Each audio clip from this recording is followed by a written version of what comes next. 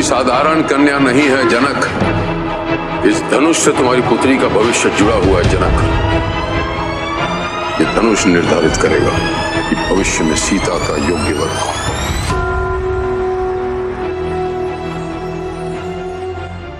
इस क्षण से लेकर मृत्यु जब तक हमें अलग ना कर दे। एक अप्सरा कैसे बनी त्रिजटा राक्षसी। रावण की लंका में एक ऐसी राक्षसी थी त्रिजटा, जिसका जन्म एक राक्षस के कुल में हुआ था। त्रिजटा रावण को गलत मानती थी, वहीं भगवान विष्णु की पूजा किया करती थी। वो दिल से देवियों की तरह थी। रावण द्वारा सीता का अपहरण करने के बाद उनकी जो जिम्मेदारी दी गई थी वो त्रिजटा को दी गई थी।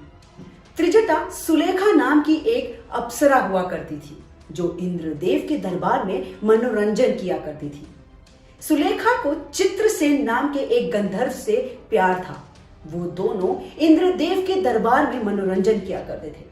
एक दिन ऐसे ही सुलेखा और चित्रसेन इंद्रदेव के दरबार में मनोरंजन कर रहे थे कि तभी नाचते नाचते सुलेखा का ध्यान भटक गया और वो रोने लगी।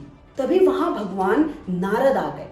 उन्होंने पूछा, हे सुलेखा, तुम क्यों रो रही हो? तब सुलेखा ने कहा कि मुझे ऐसा लग रहा है कि मेरे साथ कुछ बहुत ही बुरा होने वाला है, इसलिए मुझे डर लग रहा है।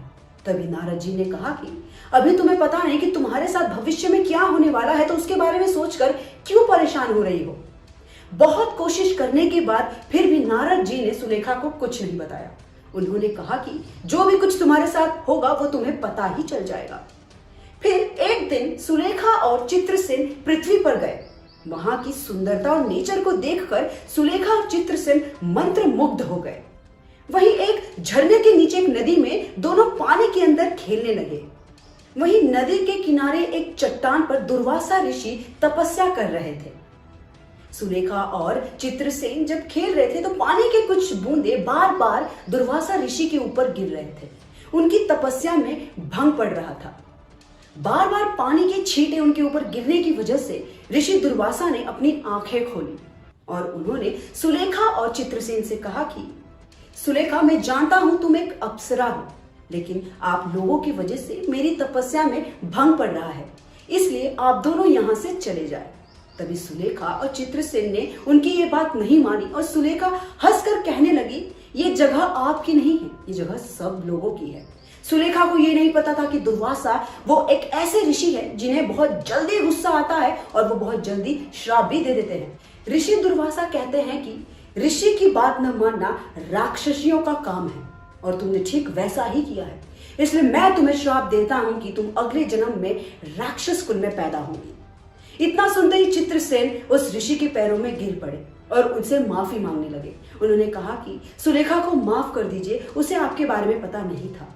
ऐसा सुनते ही सुलेखा भी उस ऋषि के पैरों में गिर पड़ती है। तो दुर्वासा ऋषि कहते हैं, जिस तरह एक बार तीर धनुष से निकल जाता है और वापस नहीं आता, उसी तरह कोई भी दिया हुआ श्राप वापस नहीं लिया जा सकता। लेकिन तुम इतनी विनती करती हो तो तुम्हें एक वरदान भी देता हूं। तुम्हें उसी जन्म में नारायण और नारायणी के दर्शन होंगे, तब तुम अपने इस राक्षसी श्राप से मुक्त हो पाओगी। तो इसी तरह दुर्वासा ऋषि के चलते सुलेखा को त्रिजटा का जन्म मिलता है और उन्हीं ऋषि के वरदान की वजह से उन्हें सीता माता के रूप में नारायणी की सेवा करने का मौका मिलता है और श्री राम के रूप में नारायण के भी दर्शन हो जाते हैं। इसी वजह से त्रिजटा को उसके राक्षसी अवतार से मुक्ति मिलती है।